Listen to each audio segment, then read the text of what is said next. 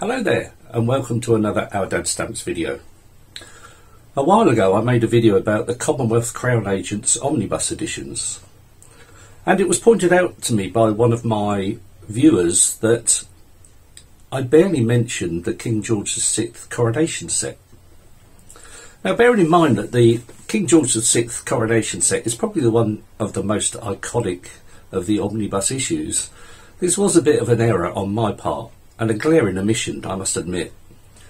So in order to correct that, I thought today I would do a video solely about the King George VI sets. So here it is, and I hope you enjoy the video. When Edward VIII abdicated in December 1936, the British authorities decided to keep the original date for the coronation and use it for the new King's coronation, King George VI. This made organisation for the coronation much easier for them. However, it left a problem for the post office. There was very little time to design and print a new stamp to commemorate the coronation. It was originally intended that they would produce a 9pence, 10pence and 1 shilling stamp, but in the end there was only time to produce a single stamp, which was the penny halfpenny stamp, printed by Harrison and Sons, based on a design by Edmund Dulac. In contrast, the Commonwealth Crown Agents managed to produce a set of 3 stamps for 47 countries throughout the Commonwealth.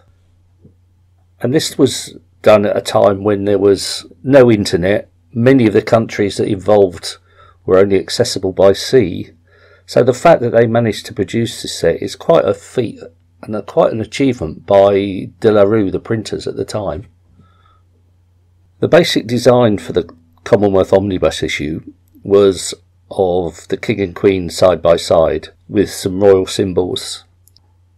And a common design was used by most of the Commonwealth countries, and all the printers needed to do was change the nameplate and the value figure.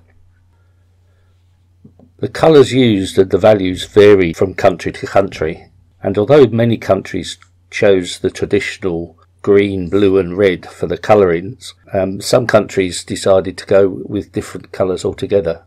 And it does produce, when you see the whole set together, quite a nice display. As I said, 47 countries used the standard design, but a few countries decided to go their own way and produce something different. Canada produced a single stamp, which was very similar to the omnibus editions in their own style. Australia didn't actually produce a coronation stamp at all, although the territories of Nauru, Papua and New Guinea all produced an individual design featuring King George VI on 4 different stamps. Newfoundland used the basic design for a set of 3 stamps, but then they additionally produced another set of 11 stamps. Other countries producing slightly different stamps were New Zealand. Again, it was more or less the same as the omnibus edition with just slightly different framework, and this was used overprinted for the Cook Islands and Niue. And then South Africa produced 5 stamps which could be bought in 2 different languages and are collected in pairs. Similarly, Southwest Africa produced 8 stamps, again in 2 different languages, which can be collected in pairs. And finally, Southern Rhodesia produced a set of 4 stamps, which was a completely different design. All the stamps are produced on multiple script CA paper and are generally either perf 14 or perf 11 by 11.5, depending on the country. For those of you interested in varieties, there were actually very few of the omnibus edition. Conversely, the British stamp produced by Harrison had numerous errors, and for that stamp there was actually 18 listed varieties in the Stanley Gibbons Specialist Catalogue, but in actual fact there's more than 300 constant flaws. And considering this was also issued a day late, it's in stark contrast to the De La Rue omnibus edition, which, as I said, had very few errors and in addition was produced on time. Of the varieties to look out for, the one that stands out the most is the twopenny halfpenny stamp from Aden, which you can get with the watermark inverted. And this has a catalogue value of between £2,000 and £3,000 depending on whether it's mint or used. So definitely one to look out for if you can get hold of it.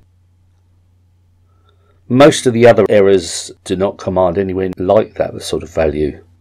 There's a Kenya-Uganda Tanganyika set that has a broken leaf on the 20-cent stamp. That increases the value to £50 to £70. So definitely worth having if you like collecting varieties. There's also one Malayan States which has a mark in the Queen's head, and on Mauritius stamp where there's a line on the left hand side and right hand side going down the sword and the sceptre. Again, both of these are catalogue value of around about £50, so worth a look and shouldn't be too difficult to get hold of. Other ones to look out for which are a little bit more difficult. The Malta penny halfpenny stamp was produced in a colour called brown lake rather than red. Now presumably that was only done on one sheet because the value of those stamps is £650 and very difficult to get hold of. I've been looking for some time and still haven't been able to find one. Not that I could possibly afford that anyway, but yes, it would be nice to get hold of. And there's also Northern Rhodesia's stamp which has an error on the hyphen, and again that one's worth about £450 or catalogued at £450. So there's a few where you could make some money, but by and large all the others are error free, which was quite an achievement considering the short amount of time that they had to print and produce these. The video that you're watching is the complete set that I managed to collect and actually have recently sold.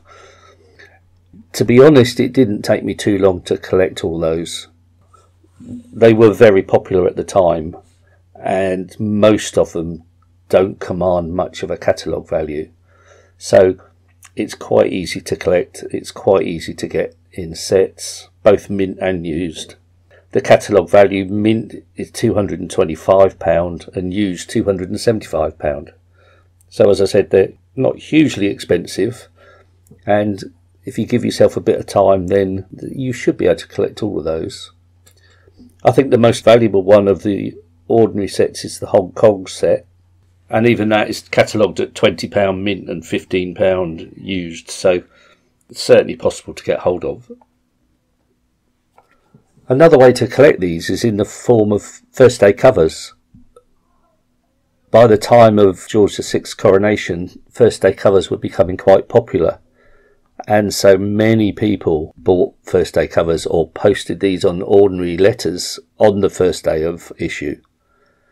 I have come across a complete set, or almost complete set, of first day covers that were posted to the stamp department at Selfridges. So they all had the same address on the front, and as I said, it was an almost complete set. Unfortunately, I didn't bid enough to get that set, but it would have been quite interesting to have, and quite a novel thing to collect, I think, with Selfridges on the address. Most of the first day covers that you can find are just on ordinary envelopes, but there were some specialist envelopes printed and used throughout the Commonwealth to commemorate the coronation. So if you look hard enough, then it may be possible to find a complete set with commemoration envelopes rather than plain ones. Definitely something worth looking out for. And to be honest, doing this video has made me realise that I might be quite interested in collecting those, so it's something I'm going to start looking at again.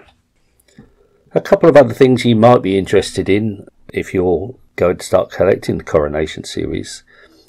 At the time there were many albums produced specifically for collecting the coronation omnibus sets, and also there are still albums being produced specifically for those sets.